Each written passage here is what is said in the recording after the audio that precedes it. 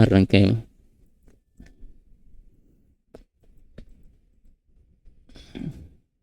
Muy bien. Ahí pueden observar mi presentación, ¿verdad? Pueden observar la pantalla. Me mandan un dedito si es así. Ok. Entonces, la primera parte hablaremos sobre farmacodinámica y luego hablaremos sobre reacciones adversas medicamentosas. El objetivo de esta clase, vamos a comprender los principios básicos de la farmacodinámica, incluyendo mecanismos de acción de los fármacos, interacciones fármaco-receptor y relación dosis-respuesta. Ahí vamos a estar dando ejemplos de cada uno, ¿verdad? De esos tipos de actividades farmacológicas que vamos a estar con respecto, ¿verdad? Hablando el día de hoy. Y también vamos a identificar y a clasificar las reacciones adversas de medicamentos según su mecanismo y frecuencia y gravedad, reconociendo así los ejemplos clínicos más comunes, ¿verdad? Y les traigo 6 ejemplos que ustedes me van a poder identificar y van a saber qué tipo de reacción nosotros estamos ahí eh, identificando. Ok, muchachos. Arrancando sobre el concepto de farmacodinámica, yo en la clase, ¿verdad? Y cuando hablamos en generalidades de fármacos, de la farmacología, hablamos de una de las ramas principales, como la farmacocinética y la farmacodinámica. La farmacocinética, nosotros dijimos que el estudio, ¿verdad?, del proceso que va a sufrir la droga desde que ingresa al organismo hasta que sale del organismo. Y esto va por medio de 4 etapas principales, lo que era la absorción, distribución, metabolismo y excreción. Y la farmacodinámica simplemente, chicos, podemos definirla como el que va a estudiar el mecanismo de acción de las drogas, cómo va a interactuar con distintos receptores, ya sea celulares, moleculares, y esto va a generar un efecto farmacológico. Yo les vengo mencionando, ¿verdad?, de la clase anterior, que los fármacos no vienen a ocasionar una respuesta diferente a la que ya existe el organismo. Ya las células ya tienen sus funciones. Lo que vienen a hacer los fármacos es modificar, ya sea el sentido de aumentar o disminuir la velocidad o la magnitud de los procesos propios de la célula. Es decir, si nosotros, ¿verdad?, vamos a hacer que la célula potencie su efecto, o bien podemos hacer que la célula disminuya su efecto. Nosotros no venimos a inventar un efecto distinto a la que no existe, a lo que ya existe en el organismo. ¿Ya? Muy bien. Es para esto, muchachos, para generar esos efectos, ¿verdad? Para aumentar la velocidad, la magnitud o disminuir la velocidad o la magnitud de la célula, nosotros tenemos que unirnos, obviamente, a, a un receptor, ¿va? Nos unimos a un receptor y ese receptor va a formar un complejo fármaco-receptor y de aquí, pues, la célula va a sufrir un cambio físico-químico, va a ocasionar una repercusión por toda la célula y va a generar ese efecto, ¿verdad?, ya sea celular o farmacológico, que nosotros estamos ocasionando con la droga. Entonces, la mayoría de las partes, muchachos, de las uniones son reversibles. Una molécula de fármaco se une con un receptor y la unión es reversible. Pero van a haber momentos, muchachos, que esa unión puede convertirse irreversible. Y eso depende de muchos factores, como por ejemplo una gran concentración, ¿verdad? Aumentamos la dosis, hay una sobredosificación y pues se quedó irreversible. Así que, ¿qué pasaría si una molécula de fármaco se une con un receptor y queda de manera irreversible? Pues hace que la célula se potencie mucho más. Ocasionamos una mayor intensidad y de ahí derivan algunas reacciones adversas medicamentosas. Entonces, es muy importante tener en cuenta eso. Como están viendo ustedes en esta imagen, aquí les puse una membrana celular. En la membrana celular van a ver ustedes que hay distintas moléculas que van a funcionar como radicales. Esas moléculas, chicos, tienen todas las probabilidades de aceptar una molécula de fármaco. Tiene toda la probabilidad de aceptarla. Pero ¿qué pasa? Aquí, ¿verdad?, vamos a encontrar una gran innumerable cantidad de esos tipos de radicales. Van a aceptar a la molécula de fármaco, pero va a haber actividad, va a haber modificación, no va a haber modificación. Ya no va a haber modificación. ¿Cómo se le llamaría a esa unión que se une, pero no hay actividad, no hay modificación, no le hace nada a la célula? Esas uniones se les conocen como sitio de fijación inespecífico. Sitio de fijación inespecífico. Pero hay otro tipo de receptores que se encuentran también en la membrana celular que una vez que ellos se unen, inmediatamente ocasionan un cambio celular. ¿Ya? Ocasiona un cambio celular, ya sea un equilibrio iónico, ¿verdad? Por ejemplo, le ocasionamos un equilibrio iónico y así muchos fenómenos metabólicos celulares podemos ocasionar. Inmediatamente se une, pum, y se activa, se activó, se desencadenó. Uno de esos ejemplos te puedo dar, se desarrolla un equilibrio iónico o fenómenos metabólicos celulares. Estos receptores, ¿verdad? ¿Cómo se les conocen? Lo que sí dan actividad, lo que sí permiten que la célula sufra una modificación. Estos receptores se llaman receptores farmacológicos y es lo que vamos a estar hablando el día de hoy. Vamos a estar hablando de receptores farmacológicos, vamos a saber sus características, cómo actúan, cómo se activan, qué necesitan para desencadenar un efecto farmacológico.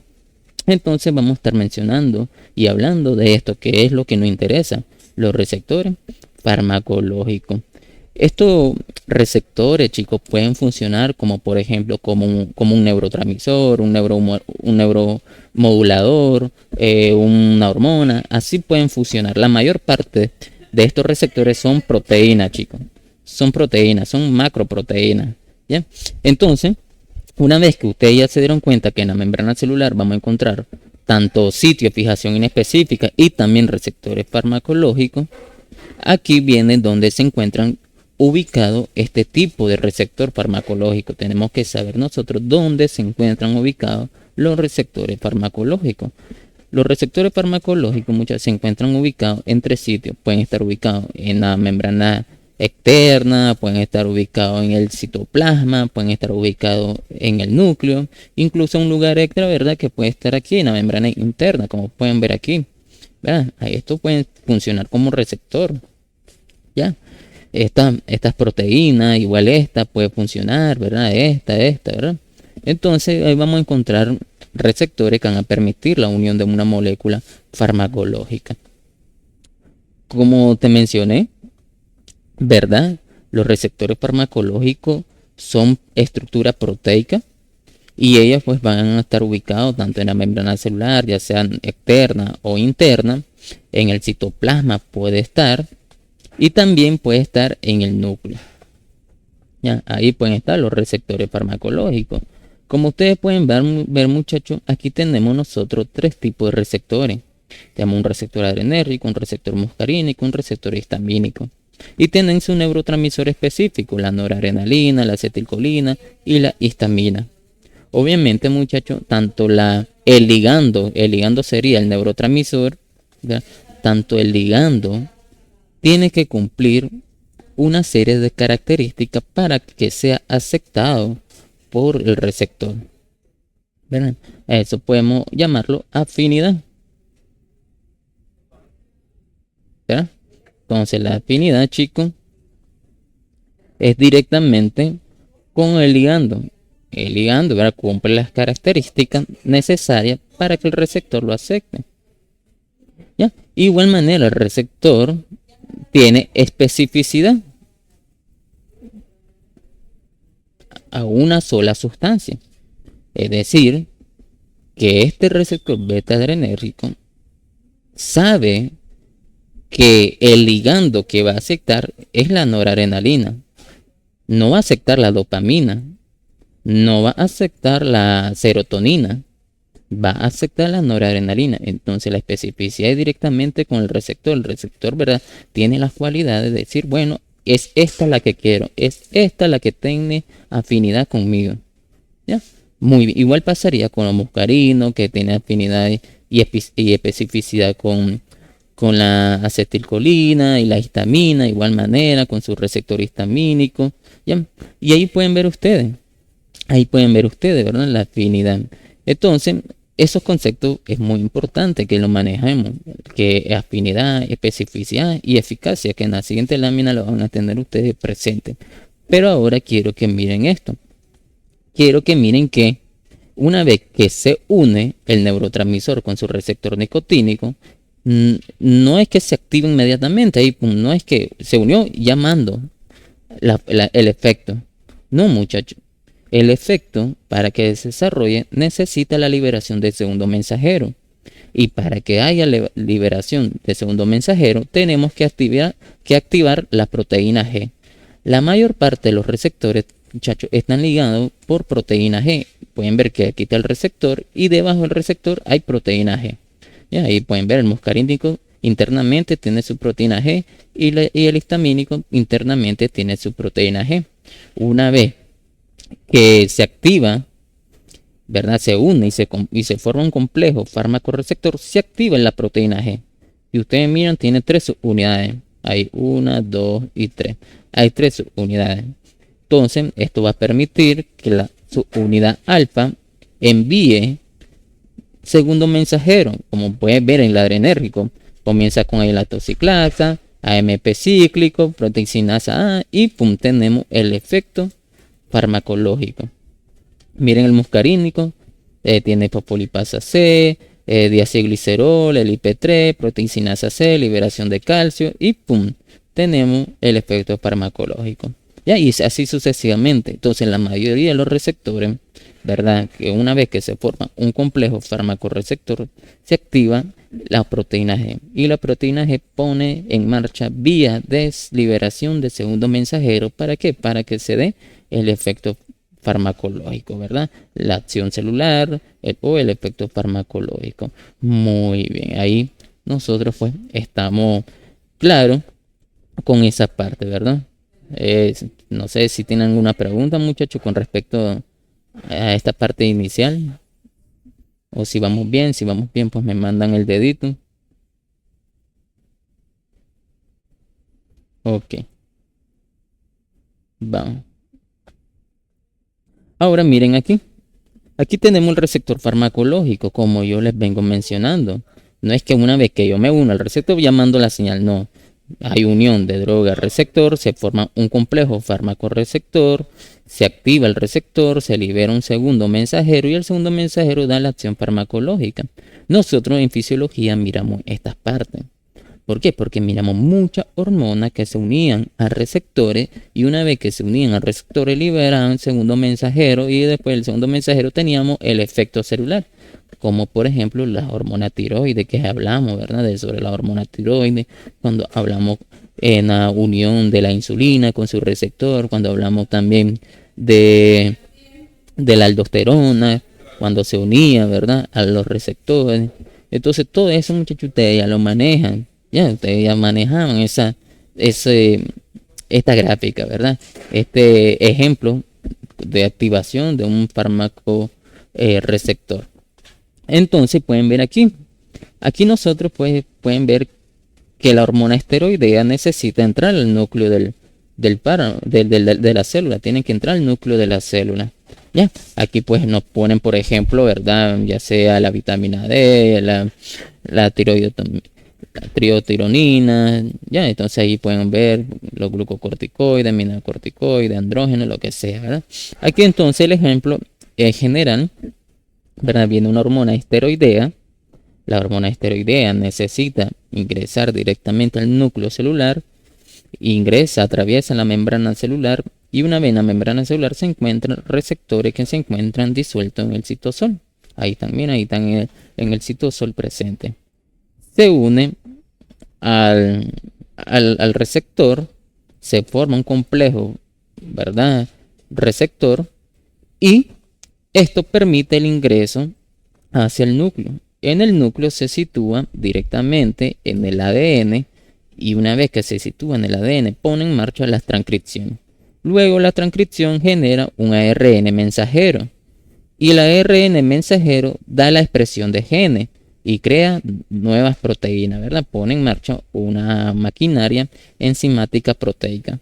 Y ahí pueden ver ahí se dan los efectos fisiológicos celulares que requiere la célula. Entonces, así, ¿verdad? Pueden actuar algunos fármacos. Ingresar al núcleo, unirse con un receptor, ir al núcleo, irse directamente al ADN y favorecer, ¿verdad? La expresión de genes. Bien. Ahora, ¿cómo pueden actuar los fármacos? Esta es una pregunta que nosotros nos tenemos que hacer. ¿Cómo actúan los fármacos? ¿Cómo vamos a estar hablando de algunos fármacos, en qué no van a ayudar, cómo van a funcionar, cómo van a interactuar, qué van a bloquear, qué van a hacer, qué van a imitar. Entonces, un ejemplo. Aquí le puse una serie de ejemplos, ¿verdad? Le puse 6 tipos de ejemplos para que miremos cómo vamos, a medida que vamos a ir avanzando en el curso, vamos a ir hablando con algunos de estos fármacos, nos vamos a topar y vamos a explicar. Entonces, vamos a tener fármacos que actúan inhibiendo actividad enzimática. Ya van a tener fármacos que bloqueen, por ejemplo, la bomba sodio-potasio TPasa. Van a tener ese tipo de fármacos que van a bloquear la bomba sodio-potasio TPasa, o fármacos que bloquean la bomba sodio-potasio 2-cloro. Cuando estemos hablando de diurético, vamos a estar hablando que un fármaco bloquea la bomba sodio-potasio 2-cloro. Bien, y así van a actuar algunos, bloqueando actividades enzimáticas. Actúan como anticuerpos, está más que claro, ¿verdad? Actúan como anticuerpos, es decir, que se van a comportar como un anticuerpo. ¿Y qué hacen los anticuerpos? Bueno, los anticuerpos ayudan a inhibir citocina proinflamatoria. Ayudan también a la señalización de un invasor para que sea destruido. Ayuda también a disminuir o bloquear la liberación de factor de necrosis tumoral alfa. Entonces, los anticuerpos son muy importantes, ¿verdad? Entonces, vamos a tener fármacos que van a actuar como anticuerpos. Por ejemplo, los monoclonales. Entonces, los monoclonales van a hacer lo mismo que hacen ellos. Van a identificar, van a señalar invasor para que sea destruido, van a participar en disminuir un proceso inflamatorio, también algunas citocinas que favorecen a la inflamación, todo eso, ¿verdad? Van a estar participando ellos. Son quelantes, ¿verdad? Van a haber fármacos que van a, como dice su nombre, son quelantes. En un quelante, chicos, podemos decir que van a atrapar. Es decir, que van a atrapar como cationes monovalentes, trivalentes. ¿Cuáles son ellos? El magnesio, por ejemplo, el calcio, el hierro, el aluminio, vean, etcétera. Todo eso, muchachos, pues nosotros, si damos un fármaco que es quelante, puede atrapar estos cationes monovalentes y trivalentes. Puede ser peligroso, ¿verdad? Puede ser peligroso. Por ejemplo, ¿verdad? Si vos estás tomando hierro y yo te doy un fármaco que atrape el hierro, ¿verdad? Esto no va a estar funcionando el hierro va a quedar atrapado, su función no se va a dar. ¿Por qué? Porque hay una interacción farmacológica, hay fármacos que son quelantes, hay fármacos que atrapan estos tipos. Entonces hay que tener cuidado, hay que saber, ¿verdad?, cuáles son esos fármacos y hay que tener, ¿verdad?, previsión. ¿Qué fármaco no vamos a dar? Hay que haber previsto, ¿verdad? Ahí qué fármaco no vamos a darlo. ¿Por qué? Porque podemos hacer que atraparlo y no va a estar haciendo el efecto. ¿Bien? Son análogos estructurales de sustancias endógenas que actúan como falsos sustratos de enzima. Esto está muy claro, ¿verdad?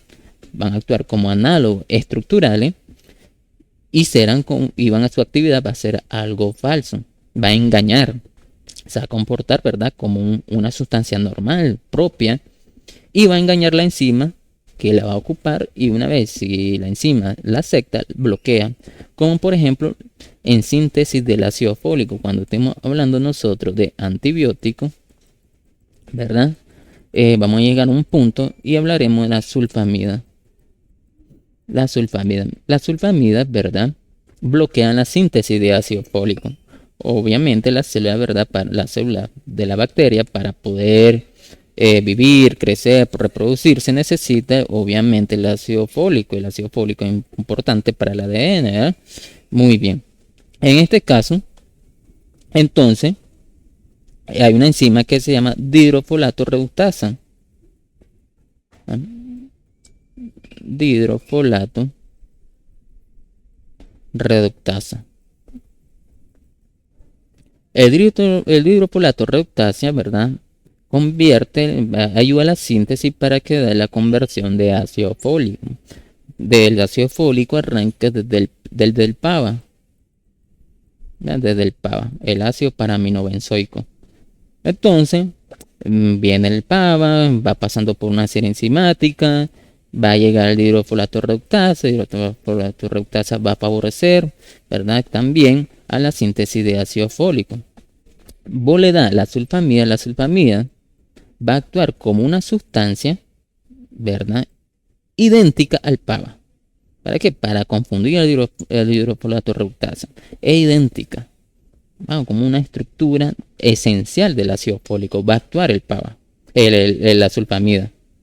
Entonces, ahí va enmascarado, ¿verdad? El hidrofolato reductasa no lo puede identificar porque es una sustancia muy idéntica. Entonces lo acepta. Y una vez que lo acepta, bloquea la enzima. Y de la síntesis se detiene. ¿Ya? Se detiene.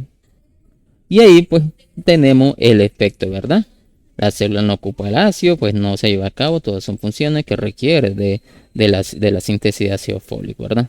Muy bien, así vamos a estar hablando de fármacos que van a engañar para alguna enzima y una vez que la acepte la enzima, la vamos a bloquear. O bien la podemos potenciar el efecto.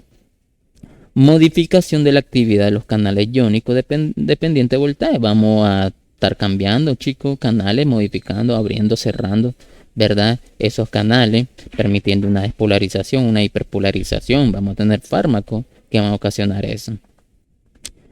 Interfieren en la actividad de los transportadores ligando el sistema de recaptación de neurotransmisores. Entonces aquí vamos a estar directamente con los neurotransmisores. ¿Ya? Podemos hacer que el neurotransmisor no se libere. Podemos hacer que el neurotransmisor, si no se podía liberar porque había algo, no se liberaba, venimos nosotros, damos un fármaco y ¡pum! Ayudamos a que ese neurotransmisor libere y todo funcione a la normalidad. ¿Por qué? Porque había algo que me lo estaba deteniendo y el paciente, pues eso era lo que me lo tenía agobiado. Entonces le ayudé a liberar el neurotransmisor y el paciente regresó a la normalidad. Vamos a tener fármacos así, vamos a tener fármacos inhibidores de serotonina, vamos a tener fármacos que bloquean, ¿verdad?, la liberación de noradrenalina, vamos a ver fármacos antidepresivos, antipsicóticos, todo eso, ¿verdad?, que tiene que ver con neurotransmisores. Entonces, son algunos ejemplos, muchachos, que nosotros vamos a estar hablando en el transcurso del curso.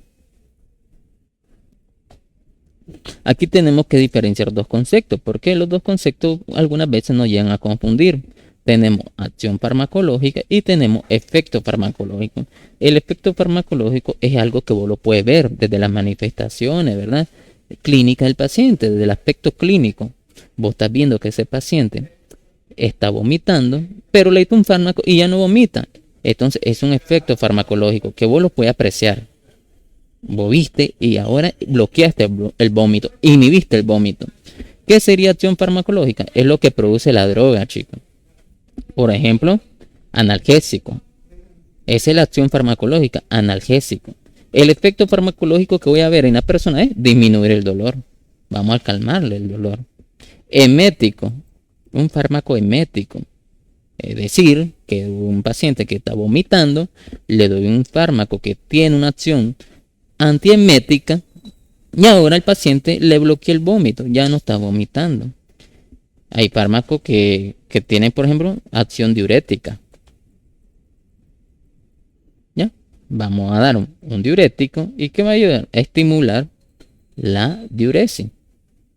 Vamos a tener fármacos que son antihipertensivos. Esa es su acción, antihipertensivo, y su efecto farmacológico disminuir la presión arterial. Entonces tenemos que dejar claro esos dos conceptos. Acción farmacológica es la propiedad, ¿verdad?, el efecto propio de la droga que va a ocasionar, lo que va a producir. Y efecto farmacológico sería lo que vos vas a ver clínicamente, lo que vos vas a apreciar clínicamente. Ya, le da un sedante, ¿verdad? El efecto farmacológico va a ser una sedación.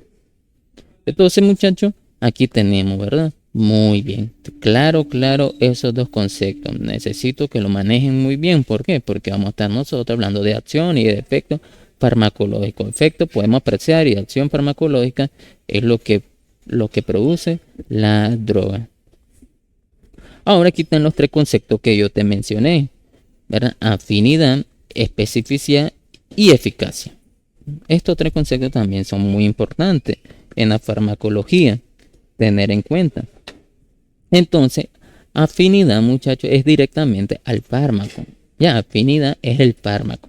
Y el fármaco te lo presento como una llave. ¿ya? Especificidad es directamente del receptor. Si vos tenés afinidad y tenés especificidad, por ende el resultado de eso es la eficacia. ¿Ya? Eficacia es la capacidad que va a permitir la acción físico-farmacológica, es decir, una vez que la afinidad, ¿verdad? La llave en este caso, ¿verdad? Que estoy dando el ejemplo del fármaco, el fármaco en este caso es máster. El receptor es máster. Es decir, que ambos se llevan, ambos se van a aceptar. Viene el fármaco, se une, ¿verdad? Directamente en la cerradura, lo aceptan, le da vuelta. ¿Y cuál va a ser la eficacia? Esto se va a abrir. Hubo un efecto, hubo una modificación. Entonces, así va a actuar. Y aquí tenés, ¿verdad?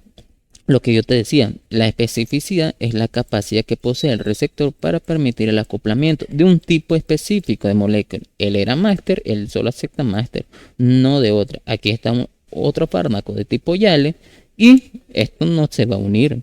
¿Ya? ¿Por qué? Porque no tiene el receptor no tiene especificidad para este tipo de droga. ¿Ya? Muy bien. Entonces, estas cosas, muchachos, hay que manejar. Afinidad, vamos a leer pues los conceptos lentamente. Ya saben que afinidad directamente del fármaco y dicen capacidad que tiene el fármaco para unirse y formar un complejo fármaco receptor. Entonces, la llave tiene todas las características necesarias para poder unirse al receptor. Especificidad es la capacidad que posee el receptor para permitir el acoplamiento de un tipo específico de molécula y no de otra igual. El receptor se da cuenta que el fármaco cumple con todas las características que él tiene en cuenta y lo acepta. Y la eficacia, una vez que ya se formó este complejo, viene la acción. Pum, la llave da vuelta, ¿verdad? En la cerradura y pum, se abre el candado. Hay una capacidad de acción físico-farmacológica. Muy bien. Hasta este punto, chicos, ¿cómo vamos? ¿Alguna pregunta? ¿Algo que tengan? ¿Vamos comprendiendo? Sí, doctor. Ok, los demás, ok, están mandando deditos. Bien, nos vamos. Entonces aquí tenemos los tipos de fármacos. ¿Cómo vamos a encontrar los fármacos, chicos? ¿Cómo vamos a encontrar los fármacos? Pueden ver ustedes que vamos a tener fármaco que se comporte como agonista. Agonista. Agonista viene como, por ejemplo, aquí te voy a poner potenciar. Así voy a poner, para que ya tengamos por lo menos una idea. Un agonista es como potenciar, estimular, ¿verdad? Si según un fármaco agonista, viene a estimular, viene a potenciar. Pero para que estimule y potencie la acción, ¿qué necesita? Necesita afinidad y eficacia. Ya, necesita afinidad y eficacia. Entonces, un fármaco agonista posee tanto afinidad y eficacia. Es decir, que ahí viene el fármaco agonista. Ahí pueden ver la membrana celular que está en rojo y los verdecitos serían el receptor. ¿Ya? Este fármaco agonista cumple con todo lo necesario para unirse al receptor y formar un complejo fármaco-receptor, que ahí está. Se forma un complejo fármaco-receptor. Como se llevan los dos, va a haber eficacia. ¿Ah? Va a haber eficacia. Va a haber una acción. Por ejemplo, voy a poner el ejemplo que vengo mencionando desde el lunes a los chicos. Aquí tenemos la puerta. La puerta tiene su cerradura. Esta cerradura obviamente sería el receptor. Viene la llave adecuada, la llave ideal y entra en la cerradura. Ahí tiene tanto especificidad y eficacia. Tiene todo lo necesario para ¿qué? Para dar eficacia. Da vuelta la llave, la cerradura, ¿verdad? Permite la apertura de la puerta. Y la puerta se abre toda por completo, chicos. Toda por completo se abre la puerta. La puerta, es decir, ¿verdad? Vos potenciaste un efecto, estimulaste un efecto, porque la puerta se abrió todo por completo. Igual pasaría aquí en esta imagen de broncodilatación. ¿Qué pasa, muchachos? Este paciente se le cerró el bronquio. Es un paciente asmático. El bronquio, pues, hubo una broncoconstricción. Ya doy la palabra. Hubo una broncoconstricción en esta parte. Yo quiero nuevamente abrir el bronquio. Tengo que estimular y hacer que el bronquio se abra. Ya, entonces recuerden que el agonista es como estimular, potenciar. El bronquio se cerró. Ven y vos tenés que dar un fármaco que abra el bronquio. Entonces, vos das salbutamol. Viene la molécula del salbutamol. Y la molécula del salbutamol tiene afinidad con los receptores beta 2 que se encuentran en el músculo liso bronquial. ¿Ya? El receptor lo acepta a la molécula de salbutamol. Se llevan los dos bien bonitos. Se llevan muy bien. Y como tenés afinidad y especificidad, va a haber eficacia. ¿Cuál va a ser la eficacia? El efecto. ¿Y cuál va a ser el efecto? Va a relajar la musculatura lisa bronquial. Resultado de eso es broncodilatación. Y ahí lo broncodilataste. Es un fármaco, era un ejemplo de un agonista. Si no me entendieron en esta partecita, pues espero que en esta imagen y esta explicación haya ayudado para también comprender. Ahora sí, la persona que estaba levantando la manito puede hablar. ¿Sí, chicos? ¿O era un mensaje?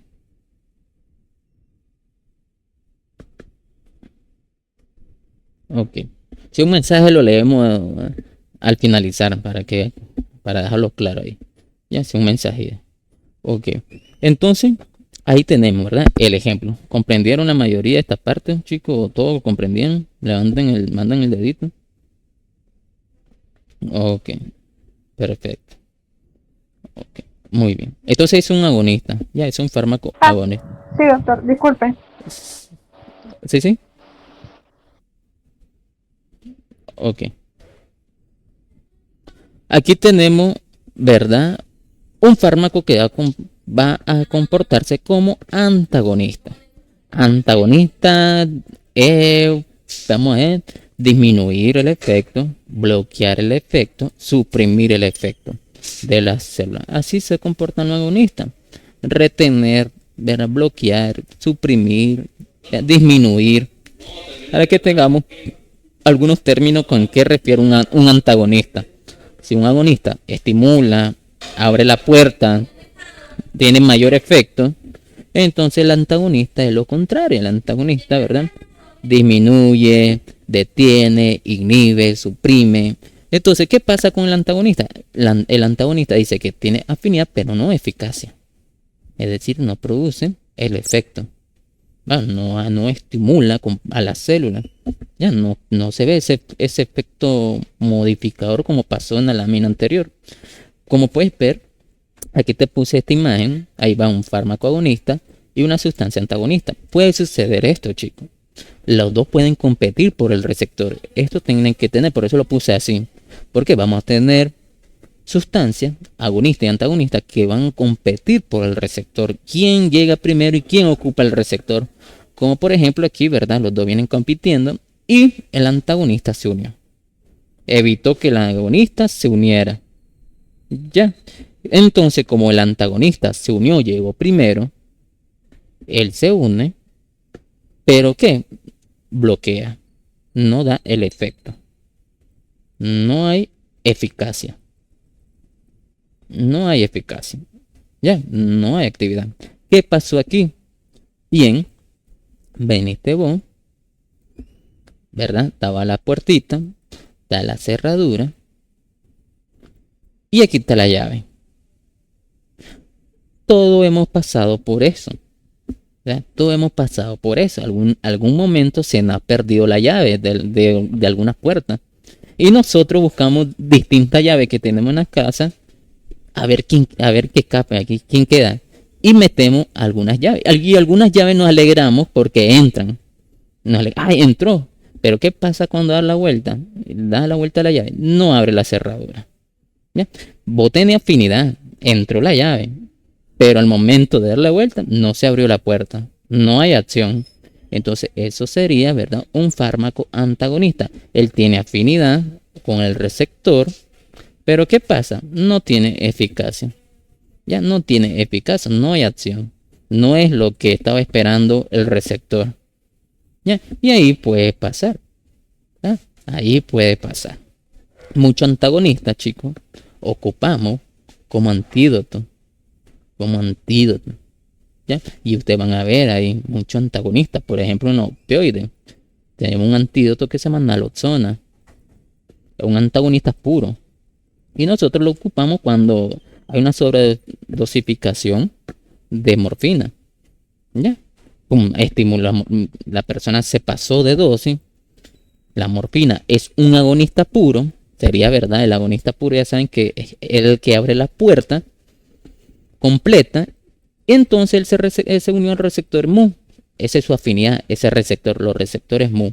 Viene la morfina, como te metiste, te pasaste de dosis, hay mayor concentración y esa mayor concentración agarra a los receptores mu y lo estimula, pum, y vos caíste. Una sobredosis. Ahí están todos los efectos por sobredosis y yo te quiero revertir esos efectos porque si seguís te puedes morir. Vengo yo y busco a la naloxona. La naloxona sería esto, muchachos. Ahí, imagínense que ahí está la morfina con la naloxona que sería la antagonista. Los dos van a competir. Y la naloxona, pum, se le ocupan los receptores y a la morfina ya no lo puede ocupar. Entonces el efecto ya queda bloqueado y el paciente pues se va recuperando poco a poco, ¿verdad? Muy bien. Entonces en esta parte antagonista quedó claro.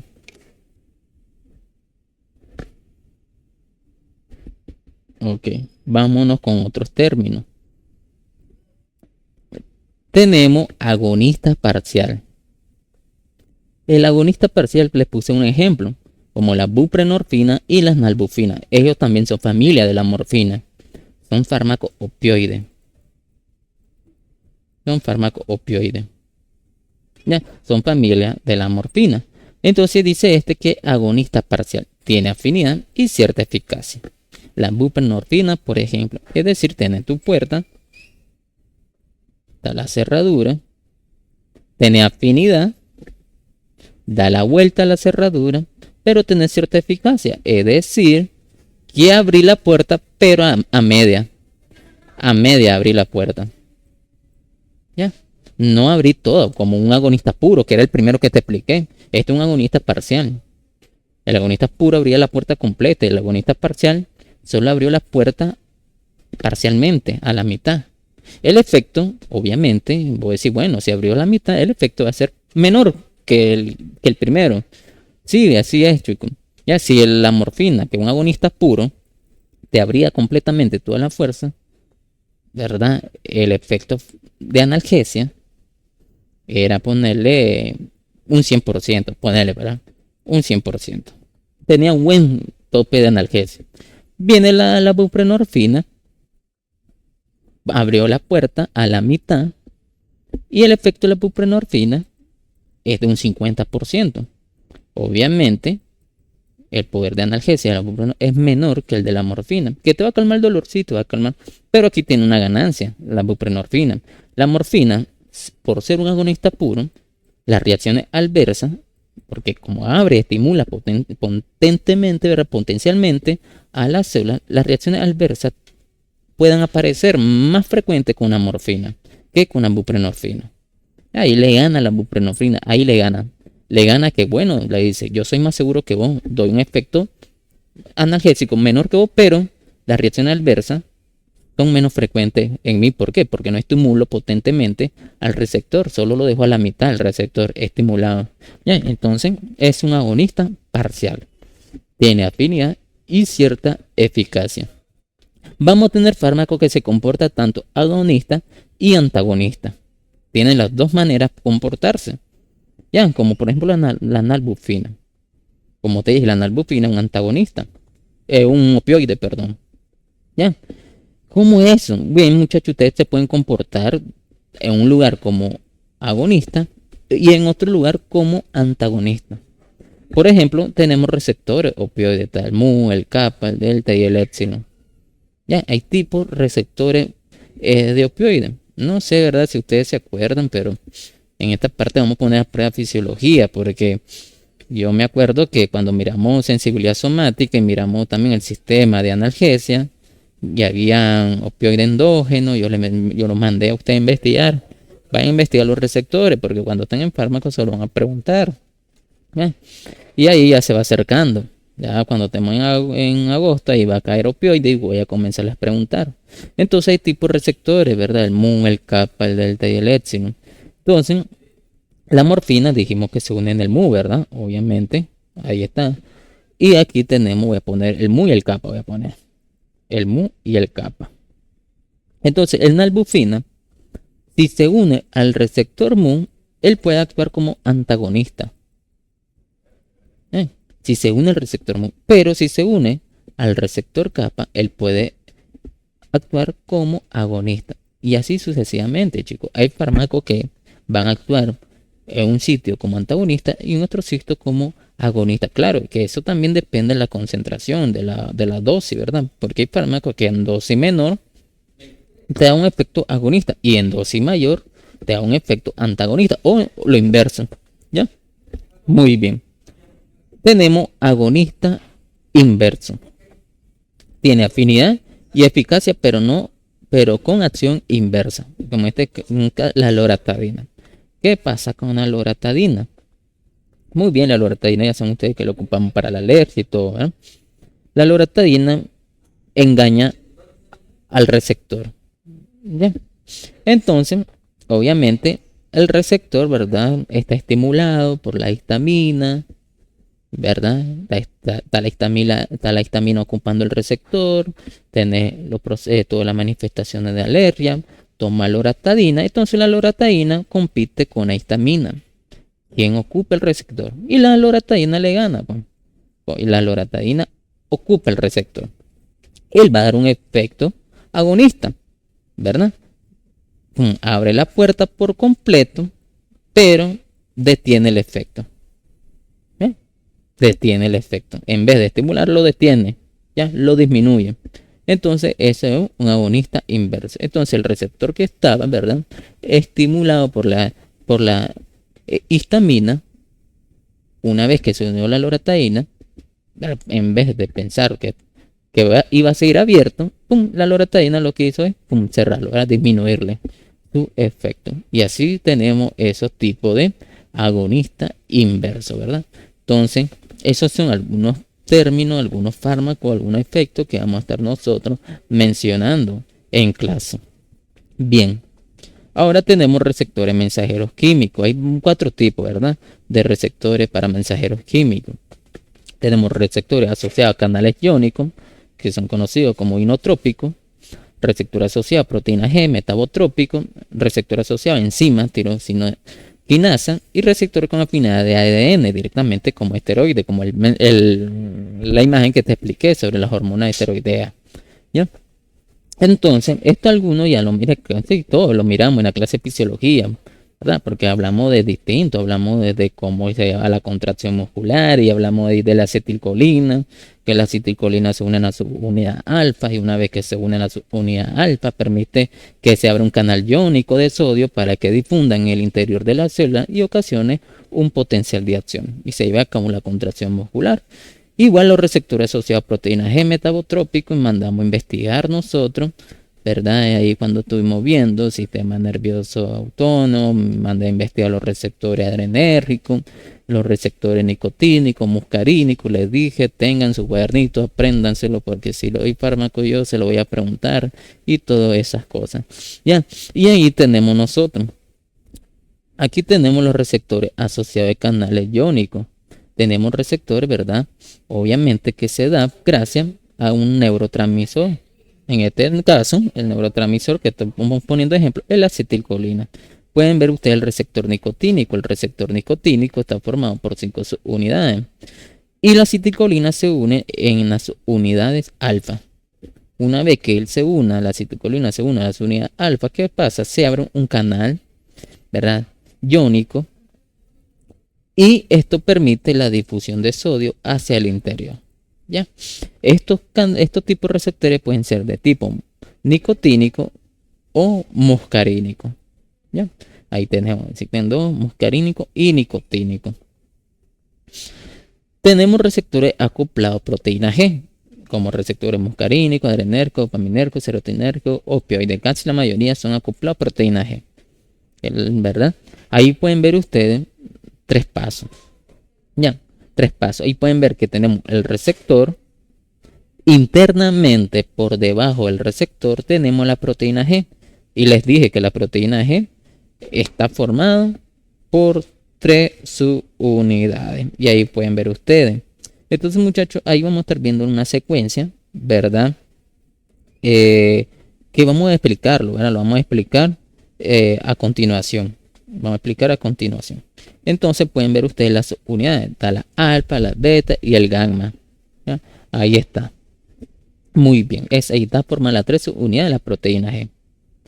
Pueden ver que por el momento está inactivo el receptor. Está inactivo. Tiene una energía que se conoce GDP. Es decir, una energía que está inactiva.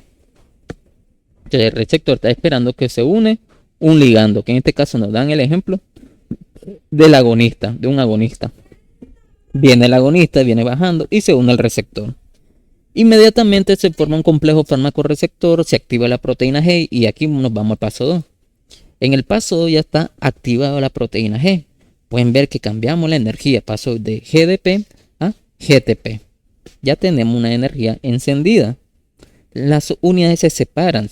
Por un lado se va la gamma y el beta y por otro lado queda la alfa. Aquí comienzan, ¿verdad?, a mandar segundo mensajero. Ahí pueden ver ustedes cómo estamos mandando segundo mensajero hacia las proteínas efectoras. Obviamente la proteína efectora va a participar para que se desencadene el efecto farmacológico.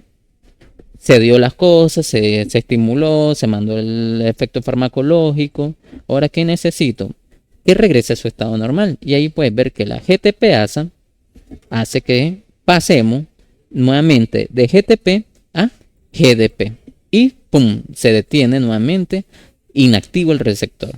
Las subunidades regresan nuevamente y ahí tenemos juntitas las 3 subunidades. Ya, nuevamente el receptor está inactivo, esperando que venga otro agonista, se estimule y vuelve el ciclo. Y así actúan, muchachos. Ya. Hasta aquí, muchachos, tenemos preguntas, alguna duda que ustedes tengan.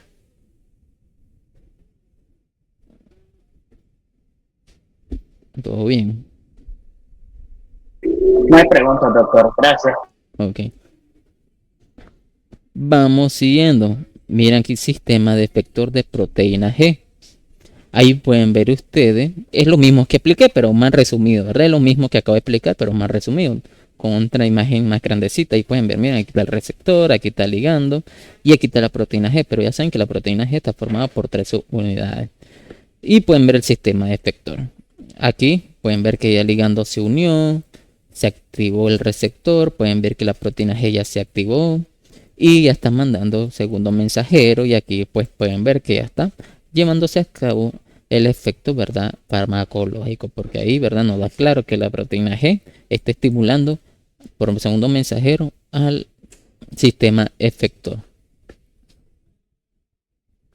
Y tenemos los receptores muscarínicos, que tenemos 5. M1, M2, M3, M4, M5. Muy importante la ubicación, muy importante que lo aprendemos, muy importante que recordemos que los receptores muscarínicos tienen que ver, ¿verdad?, con el sistema parasimpático, ¿verdad? Y tenemos que tener en cuenta qué funciones tiene el sistema parasimpático, qué hace el sistema parasimpático. Y con la función del sistema parasimpático te lo va a estar ayudando los receptores por su ubicación y por su función. Muy importante, y lo que me interesa son los M2, los M3. Los M2 se encuentran mayormente a nivel del corazón. Ellos disminuyen la conducción, la contractilidad, la fuerza, disminuye, ¿verdad?, la generación del potencial de acción y todo eso. Los M3 se encuentran en órganos efectores como músculo liso, a nivel, ¿verdad?, bronquial, intestinal, glándula, útero, ya. Los M4, los M5 se encuentran principalmente en el sistema nervioso central, principalmente está directamente relacionado con la memoria. Igual M1 se encuentra en el sistema nervioso central. Entonces todo eso, pues muchachos, ustedes se lo van a aprender, incluso ya se lo aprendieron en física, ¿ya? Y ahí ustedes los tienen, ¿verdad? M1, M2, M3, M4. Pueden ver que los M2 ya directamente a nivel del corazón, o los sinuosanos, los auriculoventricular, aurículas, ventrículas, están directamente, ¿verdad? Complejo, ¿verdad? Está todo directamente ubicado en las estructuras cardíacas. El M3 se encuentra en músculo liso, glándula, pupila, ocasionó contracción. Ya, entonces todo esto ustedes pueden sacar por lógica. Ustedes conocen los receptores, la ubicación, la función del sistema parasimpático. ¿Y qué hacen cada uno de los receptores? Ya tienen una bolsa la clase de la semana que viene. Ya, porque uno viene y yo le vengo, agonista colinérgico, le digo yo. Vamos a ver agonista colinérgico, chicos. Ya saben ustedes que es potencio. Agonista colinérgico, muy bien. Fíjense que este agonista colinérgico estimula los M2. Y uno ya piensa, va a ocasionar una disminución de toda la actividad del corazón. Y a uno ya viene sacando cuenta. A la grande, a reacciones adversas puede pasar. A una persona puede disminuir la presión.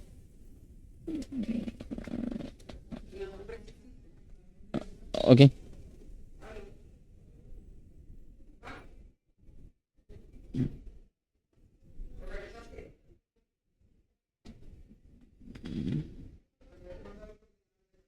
Miren,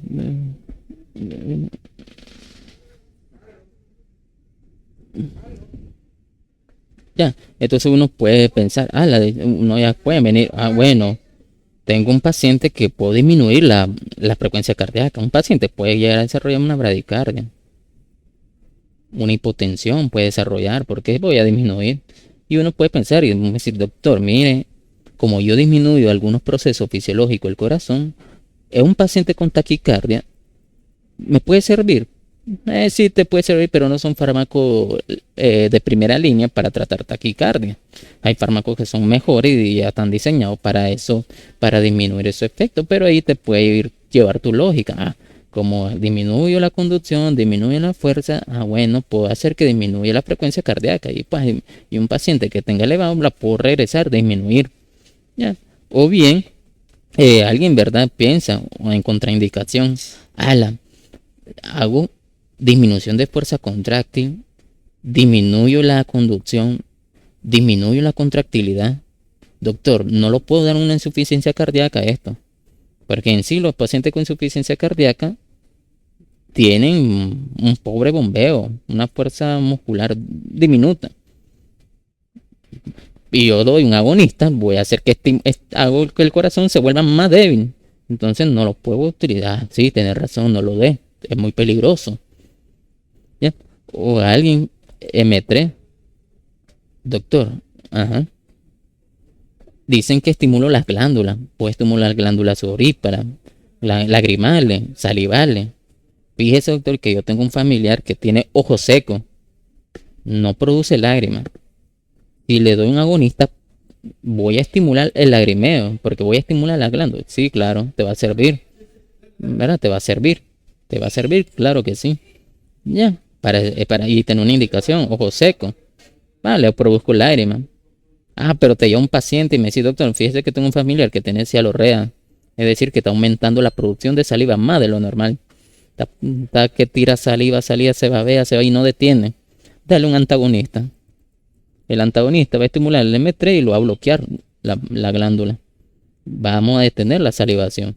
¿Te va a servir? Sí, te va a servir. Y así funciona, muchachos, todas estas cosas. Ya, entonces yo tengo que aprenderme todo esto para entender y sea más fácil los fármacos. Muy bien. Tenemos receptores adrenérgicos. Los receptores adrenérgicos nosotros ya mencionamos, ya hablamos, ya sabemos dónde está localizada, porque ustedes tienen en su cuadernito dónde están localizados cada uno y cuál es su función y qué hacemos. ¿Ya? Entonces ahí pueden ver ustedes la localización. Los beta 1 se encuentran principalmente a nivel del corazón, los beta en músculos lisos, los alfa principalmente en vasos sanguíneos, arteriola. ¿Ya? Muy bien. Y no todas, ¿verdad? No todo fármaco, chicos, necesita unirse a receptores celulares, a moléculas, a sistemas moleculares para ejercer su efecto. Algunos necesitan una reacción físico-química directa, como pasa en el Alcacerse. Si ustedes miran el Alcacerse, se llama ácido cítrico, bicarbonato, sodio, ácido acetilsalicílico, que cuando entra en contacto con el agua, inmediatamente, ¿verdad? Pueden ver cómo la pastilla se va disolviendo. Se va generando gases. Aquí hay bicarbonato y una vez que ustedes se lo toman, ese bicarbonato, ¿verdad? Hace que el pH del estómago se vuelva neutro. ¿Ya? Y te ayuda a aliviar la acidez. ¿Ya? Muy bien. Y así actúan otros fármacos, pues necesitan una reacción físico-química directa. Muy bien. Hasta este punto, muchachos, ¿cómo vamos? Vamos agarrando. No comprendí. Sirve todo bien. Ok. Perfecto. Vamos.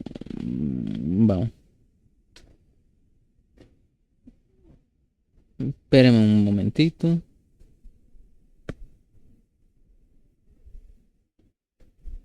Ok, muchachos. Espérenme.